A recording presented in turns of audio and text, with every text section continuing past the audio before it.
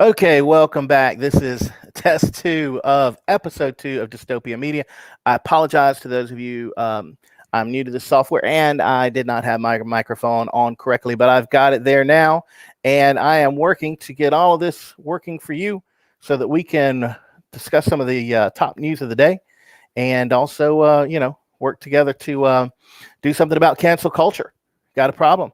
Got a big problem in the country. Land of the free, United States of America. People can't speak freely. And I know a lot of you out there listening, especially on places like Facebook and Twitter, you're used to having your thoughts and impressions about things stifled, sandbagged, reaching very few people. I know it's very discouraging. You go on Facebook sometimes and you post something or Twitter, and like two or three people get to see it because you're not woke. You're not part of the chosen ones. You're part of the American populist movement out here that's got different opinions on things in the woke crowd, and they're suppressing you on tech. So that's why the name of episode two of the Dystopia Media podcast experiment here is called "Don't Cancel Me, Bro," because as Americans, we have to make sure that our free speech rights in this country prevail and survive. A couple terms that we're starting to use on the Dystopia Media podcast here we want to pass along is we're dealing with something called woke supremacy. Now, the term woke supremacy did not come from me. It comes from South Carolina Senator Tim Scott, the good South Carolina senator, not to be confused with the bad South Carolina Senator Lindsey Graham, Mr. Globalist Asset. So, if you're here and you're listening and you're tuned in, share this podcast. Find our new Dystopia Media Facebook page on Facebook, please, and join it. And also find us on YouTube for Dystopia Media. Just got our first 3 subscribers on YouTube. Woohoo! I know 3. We're off to a start, but I'll never forget those first 3. And I really can't tell you how much I appreciate those of you who are watching and listening right now.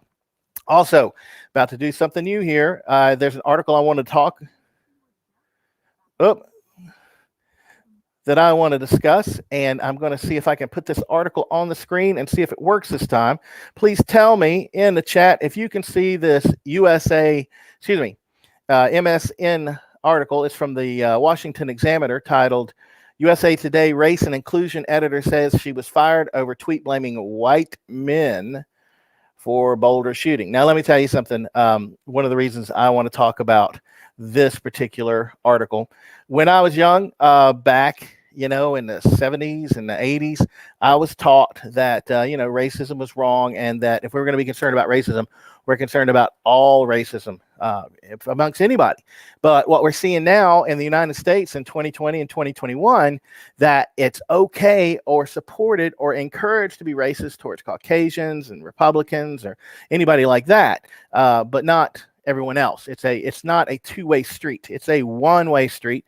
And we see that reflected in this article here, where the woman who was fired by USA Today, it was her job. Her name is hard to pronounce, and I apologize. I'm an American. I have trouble with some of these, but it looks like Jamel Hamari. I'm assuming that the J is silent. That's Jhaveri, but Jamal was fired because she tweeted, quote, It's always an angry white man.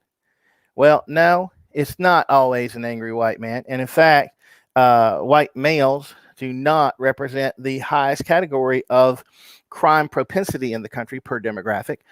They come in third place behind 2 other male demographics. Of course, women overall commit less crimes than men. But the reason I think that this article is important, and because while I oppose cancel culture, I support the firing of Jamel Hamari because of justice concerns.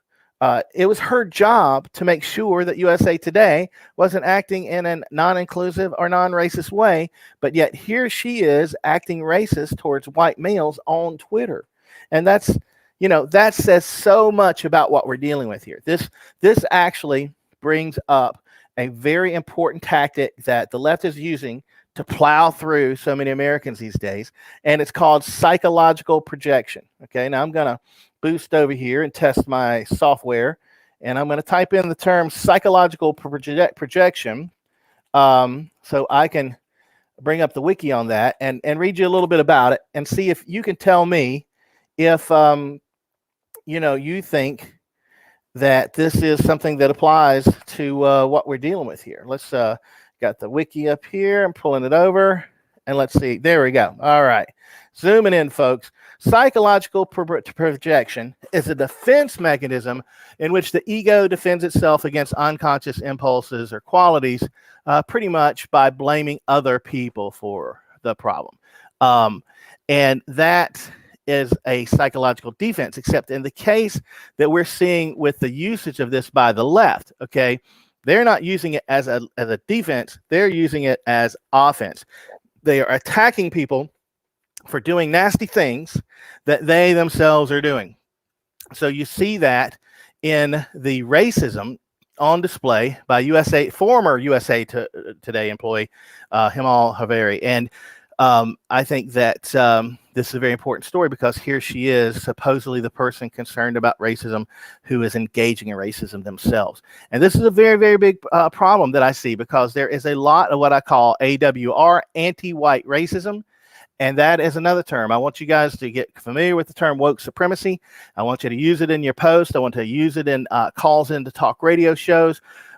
When you make comments, spread these terms around. Woke supremacy, anti-white racism. Anti-white racism is very real. And it is all over the place right now. And it's one of the topics that we're going to be talking about here. Yes, thank you, Paul Dahl, for the post. I'm going to make sure that the link to this article goes into the description below once we're done with the podcast.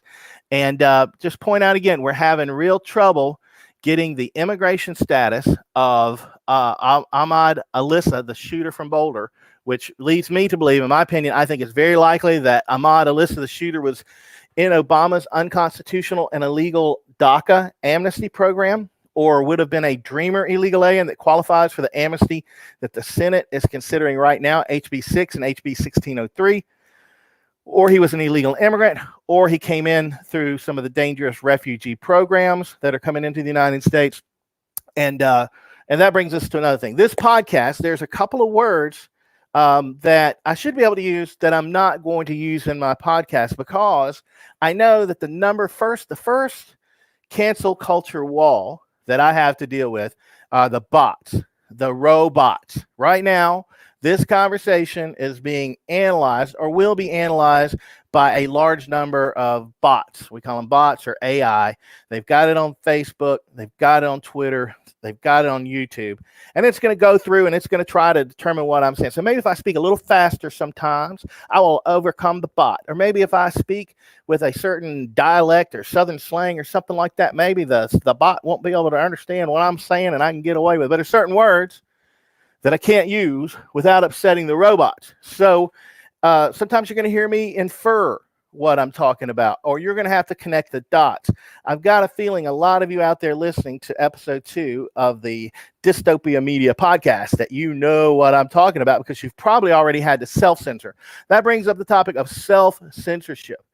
How many Americans are already self-censoring what they want to say? How many people have posted something and then deleted it? Or very common on Facebook. You see somebody post something, it draws you in, you want to say something, you type it out, but you never hit that send key. Guess what? Facebook keeps that. They keep everything. They keep the picture, the record of where your little mouse goes. Right now, somewhere in Facebook land, there's a record of where your mouse is on the screen. So I named this thing Dystopia Media because we obviously live in a dystopic future of some sort, similar to many of the science fiction books and movies of our past. George Orwell was right on the money. I bought me a shirt after watching another podcast where somebody had a shirt that said, "Make Orwell Fiction Again." I bought the t-shirt. George Orwell hit this on the head in so many ways. The only thing Orwell was a bit short on was he thought that you were going to need lots of people to run the camera systems to monitor the public, because when he wrote the books 1984 and Animal Farm, cameras were there, fascist and communist deadly societies were there, but totalitarian societies were there, but we didn't have the computers. Orwell did not foresee the merger of computers and surveillance state that we now face as American citizens. So here we are in a dystopic future where we're in a surveillance state, we're in a totalitarian state where they want to like cancel you and silence you and get you fired and harass you and your family because of what you think and speak. All of that stuff is actually happening here in the United States of America, the land of the free. And we can't allow that to happen on our watch. We cannot let this be the time that everything that people valued America for disappears. And so we do what we can where we can. And hopefully, Dystopia Media and these podcasts, which are usually going to be about 20 or 30 minutes long, are going to help in some way. But it all matters.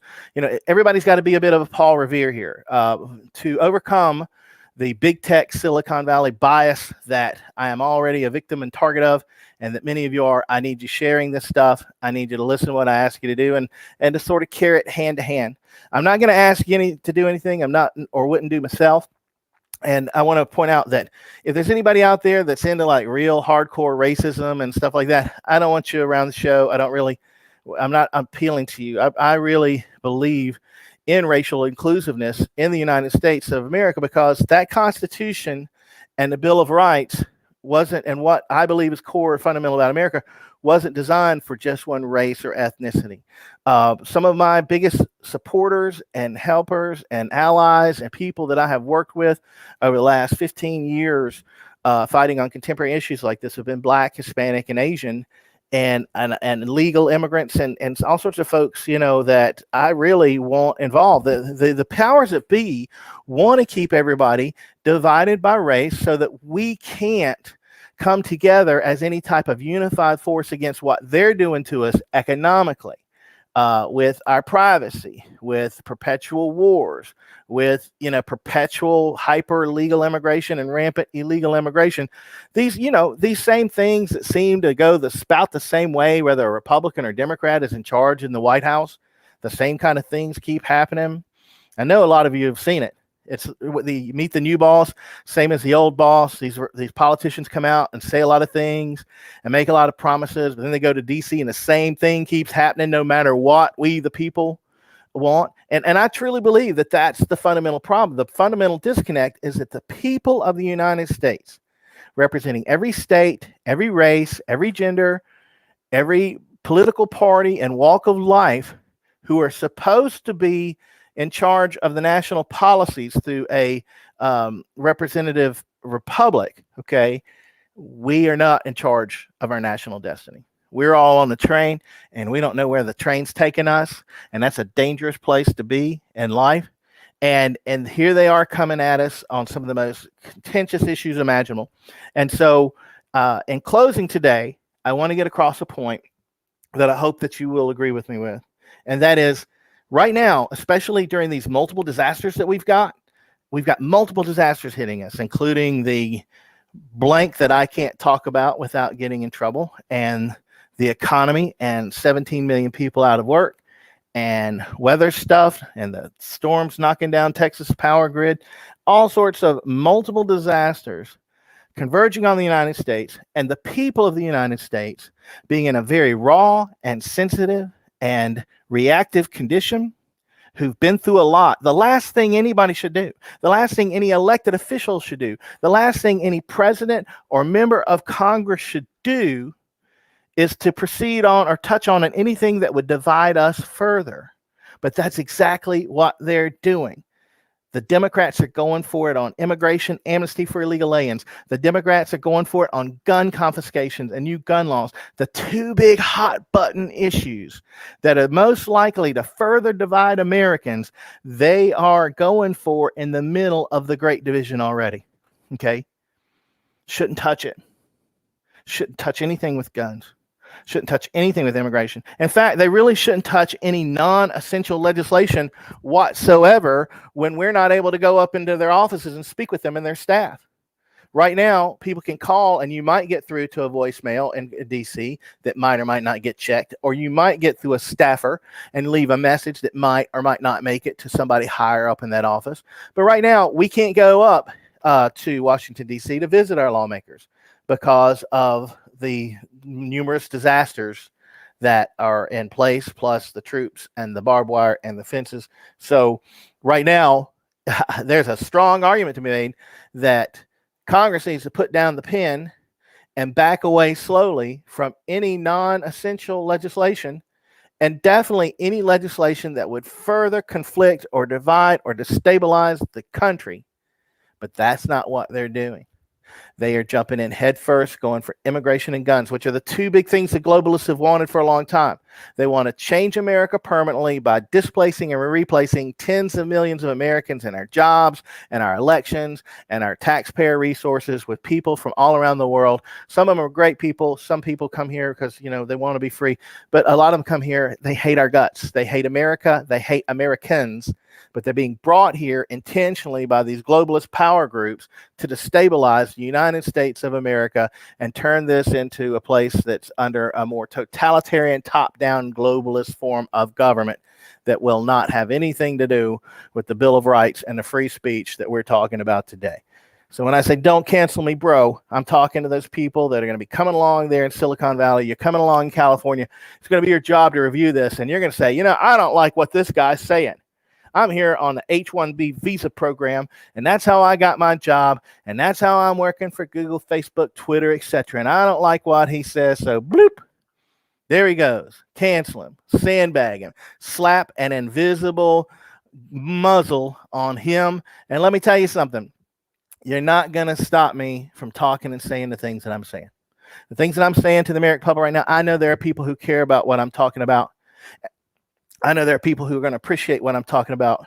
I know there are a lot of people in my country that are going to support what it is that I'm trying to do with this podcast. And sure, you might be able to cancel me off one of the big channels or whatnot down the road, but I'm telling you, don't do it, because that's not what we do here in America. Okay. We don't tell people that you can speak and that you cannot, or that you will receive one form of treatment and another person won't. I mean, the example I'll give is, what if the phone company and the power company decided that they would charge more for Republicans than Democrats? That if you were going to run for Congress and you open up your campaign office and you call them up and you say, hello, phone company, I need some phone lines in my campaign office. I need some power here. And they're like, sure, are you Democrat or Republican? You're Republican, we're charging you 3 times as much as someone else. We don't do that in the United States.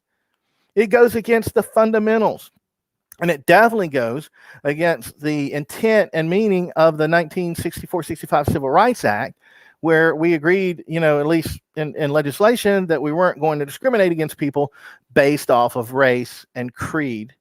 But across the board right now, there is discrimination against people for race and creed. There's discrimination against Caucasians. There's discrimination against Republicans. There's discrimination against Trump voters. There's discrimination against what they call single issue people. And when they say single issue people, they're talking about people who care about abortion, gun rights, illegal immigration, those folks and all that stuff. And now it's getting to the point now where they are weaponizing the FBI and the military. They're trying to politicize federal agencies. They've already politicized. I mean, look at what the IRS did to the Tea Party groups under, what's her name, Lerner, okay? All those Tea Party groups filing for nonprofit status so they could operate a new group and organization. And the IRS employees under Lerner looked at those applications and said, those are coming from people whose creed we don't support, and therefore we're just going to discriminate against them with a powerful federal agency that has the power to put people in prison, armed agents that can seize property, and I'm pro law enforcement. I mean, I support police and I support law and order, and I want to support federal police. And I know there's a lot of people in the federal government and state governments that care about their jobs and want to stop terrorists and stop people from hurting people. I know they're there, but that's what makes it so much more important that we get this politics and these political agents out of the DHS, Department of Homeland Security. Ever since DHS was created in 2001, 2002, after 9/11, it's been mostly a way to put badges and guns on politicians. Most of the people that they've selected to head up DHS have been politicians with little to no law enforcement training, and they slap a badge on them. And now they're Mr. or Mrs. Big, like Janet Napolitano. And we don't need that. We need police officers, FBI, and American troops who the entire American public can feel support for. And it's not aligned this way or that. And I've seen some stuff, we'll get into it in a future podcast, about the anti-white racism and the politicization of our law enforcement and federal agencies that's coming out of the socialist totalitarians. And if you did hear me, on this. I really appreciate you listening in on episode 2. Once again, folks, I need some subscribers on my YouTube channel for Dystopic Media. I need some more friends on our Dystopic Media page that we just created on Facebook today. We just got a Twitch account up, and if anybody, I'm new to Twitch, so I'm hopefully going to figure out. I don't even know if this is coming across on Twitch right now. I'm going to go and see if this broadcasts like I hope that it did. And if you were able to hear me and watch, I really appreciate it. I'm glad it looks like this article that I wanted people to see has been able to display on the screen, and hopefully we will be able to move it to a situation where I can do video and audio podcasts and things like that in the future. So, hey, this is episode 2 of Dystopic Media signing off. Thank you so much for everyone for listening. Don't forget to subscribe, like, and share.